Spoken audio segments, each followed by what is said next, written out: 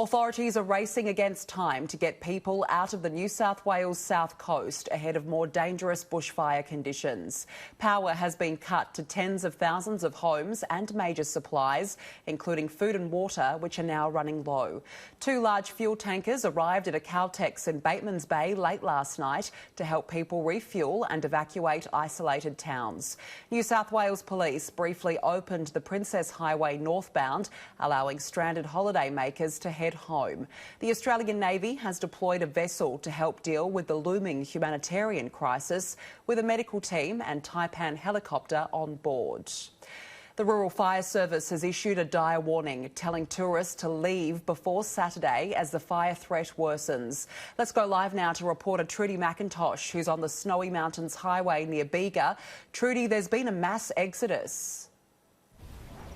There certainly has, and the message from authorities, Danica, is pretty clear today. If you're a tourist in these areas, you need to leave before Saturday. This warning issued from Batemans Bay to as far south as the Victorian border. That's an area stretching over 200 kilometres. So cars streaming out, we've seen them over the last hour or so, leaving here up the mountain behind me. This is the Snowy Mountains Highway leading from Bega, where we are, up towards Cooma. This is one of the only ways out of this entire area. This main highway has been closed at other times during this week, and authorities just simply aren't sure how long they're going to be able to keep this highway open for.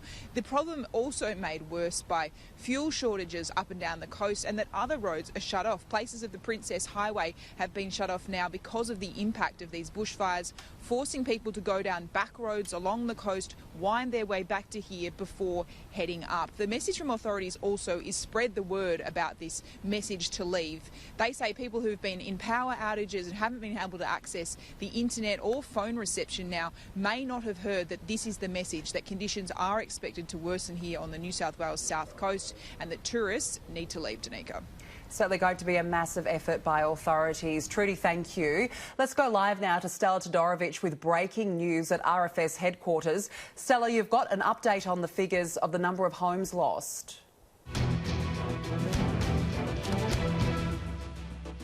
Danica, 381 homes have been lost on the South Coast since the start of this bushfire season. New South Wales as a whole, that number sits at just under 2,000 homes destroyed since these unprecedented bushfires tore through New South Wales. Conditions are expected to worsen, as Trudy mentioned, as we head into the weekend, and the devastation could become even more widespread. We're going to see temperatures soar back into the 40s on Saturday, particularly on the South Coast, but also in parts of Sydney, and those strong erratic winds are set to return after a brief reprieve. Crews have been working around the clock to try to get ahead of the main fire front ahead of these conditions on the weekend. However, fire chiefs are warning that no amount of firefighters or resources will be able to contain these blazes before this hot and windy weather returns. Now, there are 110 fires burning right across the state. 50 of these